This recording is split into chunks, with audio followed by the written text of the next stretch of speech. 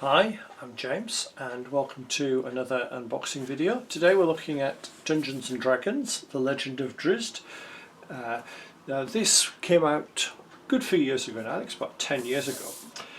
But it was on offer on Amazon and I thought I'll pick it up because it's a 1 to 5 player game and I'm always looking for good solo games. It's not exactly a small package, as you can see. It's got some weight behind it as well. It weighs in at about 3 kilograms, so we're not talking a small game. It is actually the third in the Dungeons and Dragons series, and they will combine together, and there are some later ones as well. So we've got the rulebook. Now if you do want to see the rulebook, you can actually get it online free of charge, and it would just give you a bit of an overview. So it's nicely illustrated. It's not the most complex of games. Nice straightforward rulebook. We're not exactly talking long. We're talking 16 pages, including a frequently asked question one. We then have the adventures book. So there's a number of different adventures in here. They'll tell you the objective, number of heroes, and a suggested hero as well. Tells you how to set it all up. Nice and straightforward. So you've got, we'll pick a couple. Adventure 2 is a group of 2 to 5. Adventure 3, 2 to 5. 2 to 5 for Adventure 4. Now Adventure 5 is quite an interesting one. One of the heroes is actually a villain, so you've got extra rules for that. And you don't know which one until later on. So Adventure 6 is back to a team adventure. Adventure 7, you've got another one for 2 to 5. Adventure 8 is 2 to 4. Adventure 9, 2 to 5, but they're competitive in this one. So you get some where you're working together and some where you're competing, which is new to the adventure. Adventure 12 is an interesting one. The objective is just to survive as long as possible, and you keep track of how many rounds you survive and so you can get the highest score over time. So they're the two books there. We then have the card pieces. Thought there were more. So we're not exactly short on card stock pieces. So I'll put that out of the way. I think there's going to be an awful lot here. I always love opening these. I really should, I think, open them up before I actually do the unboxing reviews sometimes.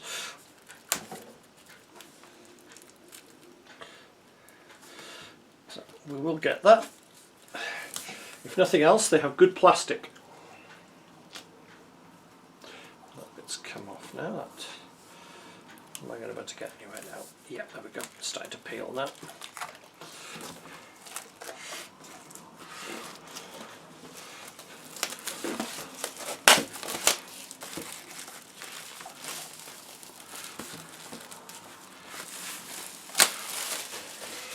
So they're not exactly thin card. So what have we got? We've got fissures and cavern edges. We've got various monster cards. We've got some special items. Gauntlet Grimdor Pick, Crystal Prism, some chests by the look of it, a stance card, a key. Got the hero cards, and the hero cards have got two sides. They've got a first level and a second level, so you can improve them. We've got all of that, some more chests, more bits and pieces, a lever, some trap cards, some more traps, more heroes. So you've actually got 8 heroes altogether. I like the touch that some of them can actually change and be villains in one scenario and heroes in another. That's quite a nice touch. We've then got hit point tokens, and you've got the actual cavern cards. And I will do a playthrough so you can see how all those work. Again, more hit points. Actually got some counters for some of the characters there.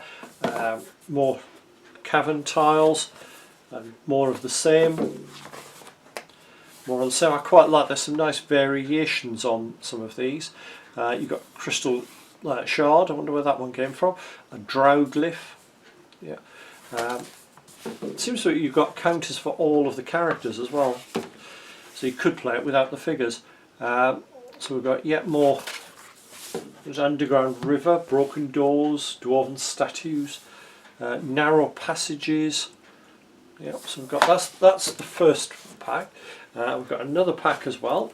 This is the smaller pack. There's only 4 in this one.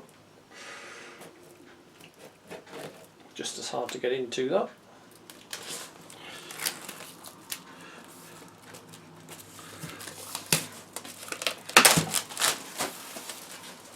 So what have we got? We've got yet more of the same. Various sort of utility tokens as well. Yeah, more lots of volcanic vents.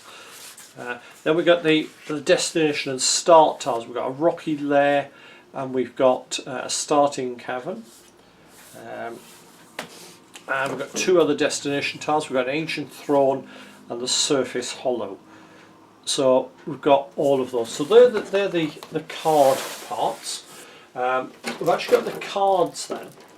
Now there are in this 200 cards in the deck, and they're split into 100 basic cards, and then the second 100 is the more advanced cards that you use in some of the later scenarios. So let's have a look what we've got. So we've got some sequence of play cards. Looks like there's enough there for 1 for each player. Yeah, and they're flip-sided, so you've got the hero phase, and then we've got the exploration and the villain phase. Then we've got different types. We've got treasures, quite a few of those. So these are basically things that you will find during the adventure, so we'll pick a couple. So look, we've got one there, battlefield promotion, play immediately. The hero now goes up to level 2. If you're already a level 2, another hero of your choice becomes level 2. Brief rest, regain a hit point. Bolster, choose a hero. That hero either regains 1 hit point or ends a condition. Fortune, Harrowed experience, counts as 1 experience point, put in the experience pile and discard when it uses it for experience. We get items, Belt of the Storm Giant, so your attack does +2 damage. A heavy cloak, so you use this when your hero is targeted by an attack that targets more than 1 hero, the attack misses you. Necklace of Speed, you get +2 bonus to speed. Wand of Magic Missiles, used instead of attacking, choose 1 monster within 3 tiles, that monster takes 1 damage. So they're the sort of treasures we get. We then get the various powers and abilities, and they're split into various types. So we've got rogue ones, we've got ranger ones, we've got barbarian ones. As you can see, these sort of match up to the characters. Archer ones. So we've got different ones there, and these can actually vary. You'll see that there are 2 colours for each one. We get utility and daily powers, and at will powers. We've got a few more there. We've got a drow power there, and we've got some fighter powers. So your character will have so many of these, and they're different things. So for example, the fighter's got a notched axe, attacks an adjacent monster. 1 string each of your hero phases. If this attack misses, you can use the power against a different adjacent monster. Legendary knowledge, look at the top 2 tiles of the dungeon tile. You can put one of those on the bottom of the stack and the other on the top. Okay. Yeah, so you can see the sort of things that your character can have, and each character has different numbers of the different types, and you can choose which ones you have at the start of the game. Or if you want to make it a bit harder on yourself, you can actually do them at random. And then you've got the monsters and encounters. So the encounters are used if you draw certain tiles, and they're also used if you don't actually move on. So you've got things like curses, besiege, so hero takes damage equal to the number of monsters adjacent to them. Volcanic explosion, or was it the volcanic vent tiles? Each hero on those takes 2 damage. Event, so you get attacked by diacorbes. And so there's various things there you encounter, and then you get the monsters. Now I quite like how the monsters work, because what they do is they actually have tactics on them. So for example, we'll use the feral troll. It's got an armor class of 12 and a hit points of 4. So if the feral troll is within 1 tile of the hero, it moves adjacent to the closest hero and attacks that hero with a nasty claw.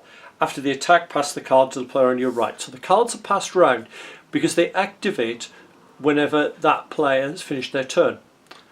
Which means if you've got multiple creatures of the same type, they all act when that card comes up. So it does become quite an issue.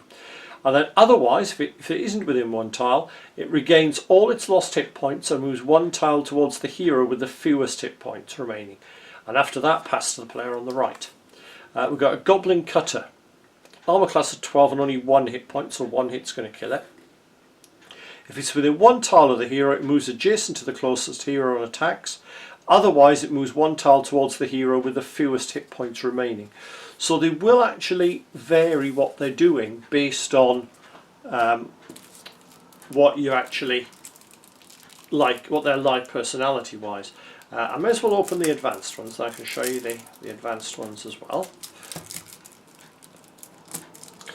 They are easy to tell apart because they're numbered, and basically these are numbered 101 up to 200, whereas the basic cards are all numbered up to 100.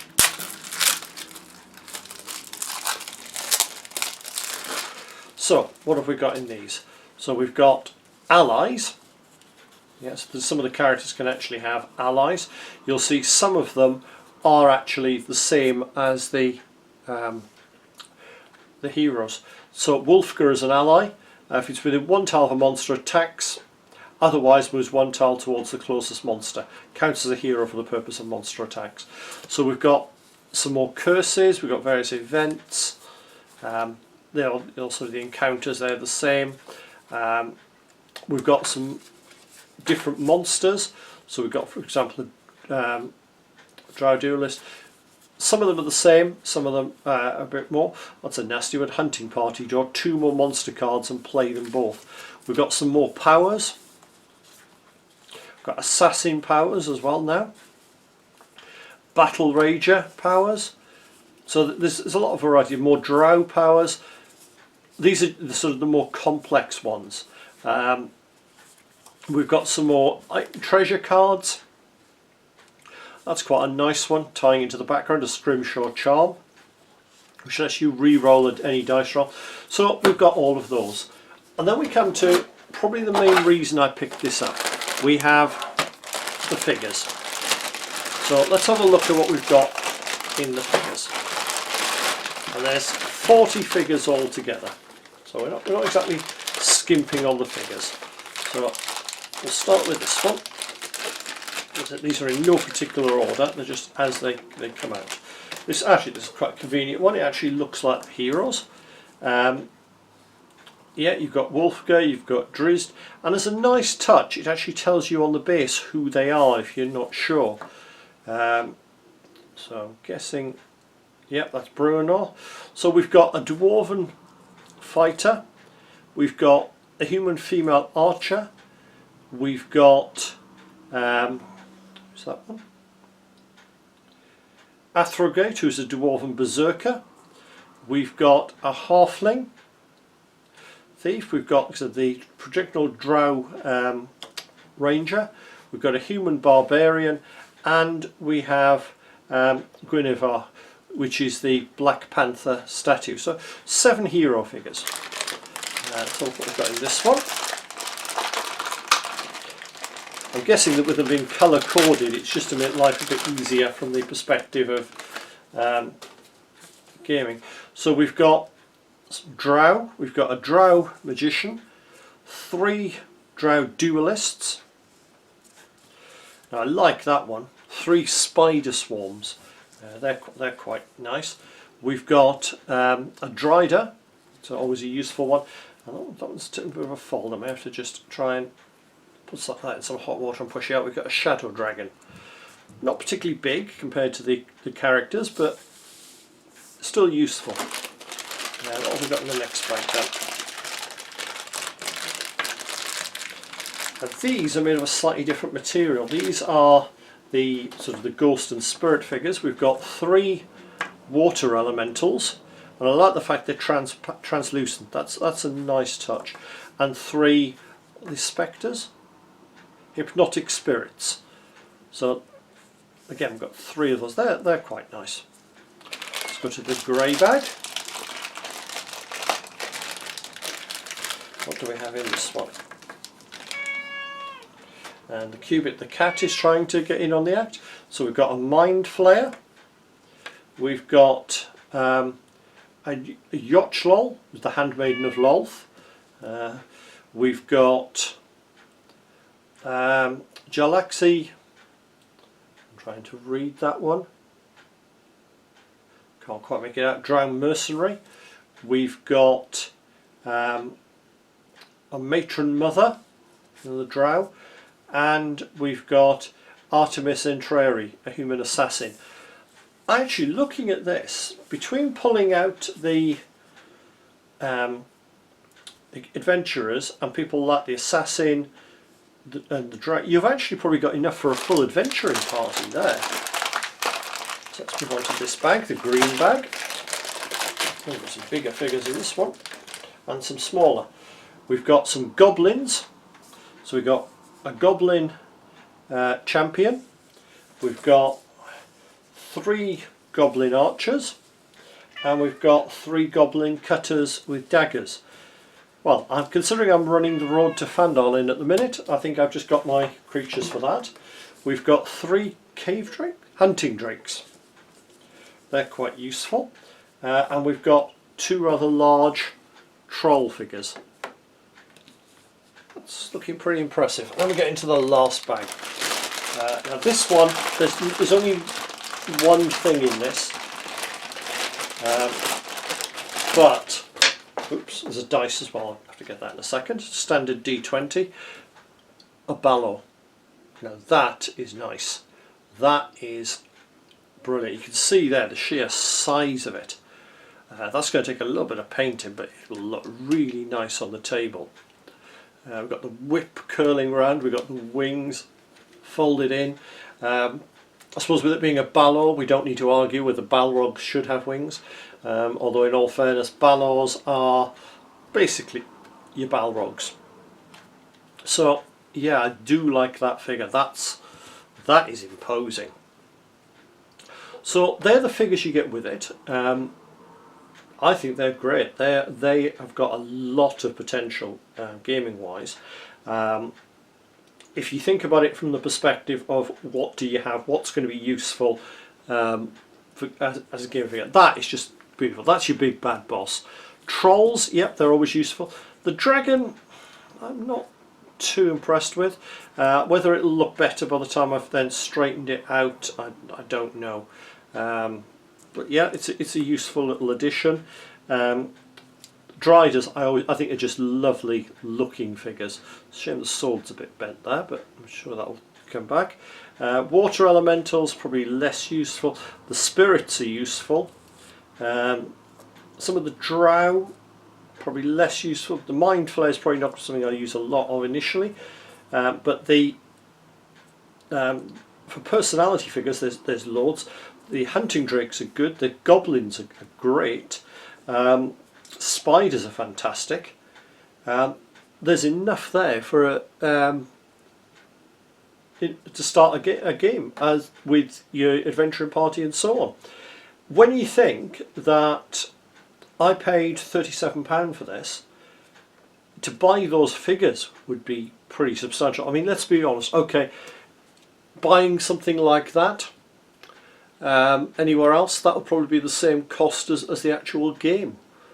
So sculpt wise, yeah, the sculpting is quite nice. There's a little bit of a mould line, but not a lot. Very full of character. That is an absolutely gorgeous figure. And that's usable as so many different things. As a pack, I think I've really got my money's worth. How it plays as a game, I'll have to find out and I'll get back to you. But hopefully that's been useful, and I'll see you soon for another video.